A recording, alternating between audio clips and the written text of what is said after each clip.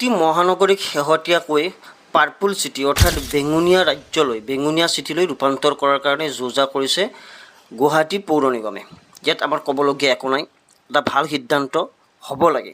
কিন্তু তাৰ লগে লগে জনসাধাৰণৰ যিবিলাক সমস্যা আছে, গুৱাহাটীবাসীৰ যিবিলাক সমস্যা আছে, সেই সমস্যাসমূহক সমাধান কৰাৰ কাৰণেও গুৱাহাটী পৌৰ নিগমে সমানে গুৰুত্ব দিয়া উচিত। এটুপি খোৱা পানীৰ কাৰণে আজিৰ তাৰিখতো বিভিন্ন অঞ্চলত, ৰাজধানী অঞ্চলত ৰাইজে বহুত কষ্ট কৰিব লগা হৈছে। এইপিনে বানপানীৰ কথাটো নকওঁ, বানপানী, ঘৰৰ ভিতৰত পানী, সাধাৰণ ল'ৰা ছোৱালী স্কুললৈ যোৱাত বানপানীৰ যি সমস্যা, এই সমস্যাবিলাক আছে।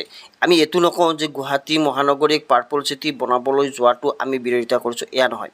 পাৰ্পল চিটি বনাওক, আমাৰ ভাল লাগিব যে যেনেদৰে বাকী ৰাজ্যবিলাক, কিছুমান ৰাজ্যত যেনেদৰে আপোনাৰ অৰেঞ্জ চিটি আছে বা অন্য চিটি আছে, তেনেকুৱা চিটিবিলাকৰ লগত অসমেও ফেৰ মাৰি আগবাঢ়ি যোৱাটো কোনো ধৰণৰ বেয়া কথা নহয় বা সমালোচনা কৰিব লগা কথা নহয়। কিন্তু তাৰ লগে লগে যিবিলাক জনসাধাৰণৰ মৌলিক সমস্যা, যিখিনি সাধাৰণ সমস্যা, সেই সমস্যাখিনি সমাধান কৰাৰ কাৰণেও কিন্তু চৰকাৰ বা পৌৰ নিগম দায়বদ্ধ, আৰু তাৰ পৰা কিন্তু তেওঁলোক ওলাই যাব নোৱাৰে বা তেওঁলোক সেইবিলাকক আওকাণ কৰি এইখিনি কাম কৰাৰ কিন্তু কোনো ধৰণৰ বেছি গুৰুত্ব দিয়াটো উচিত নহয়। পাৰ্পল চিটি হৈ যোৱাৰ লগে লগে দায়িত্ব যে অকল চৰকাৰৰে থাকিব তেনেকুৱা নহয়, তাৰ কাৰণে জনসাধাৰণৰো যথেষ্ট দায়িত্ব থকা দেখা যায়।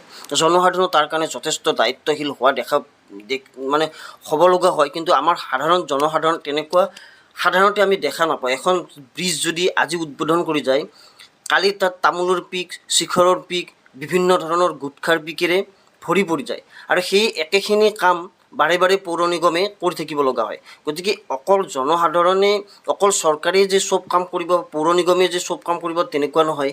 বিভিন্ন ধৰণৰ কামত জনসাধাৰণে সহযোগ কৰিলেহে এখন ৰাজ্য সমৃদ্ধিশালী হোৱাটো সম্ভৱ হয়। অকল চৰকাৰে কৰিব, অকল পৌৰ নিগমেই কৰিব। আজি পাৰ্পল চিটি কৰিব, যিটো প্লেন কৰিছে, পাৰ্পলৰ চব ৰং দিব, ব্ৰিজবিলাকত ৰং দিব, ক'ৰবাত ৰং দিব, তাৰপিছত কালি গৈ আপুনি দেখা পাব যে তাত তামোলৰ পিক, শিখৰৰ পিক আদিৰে ভৰি থাকিব।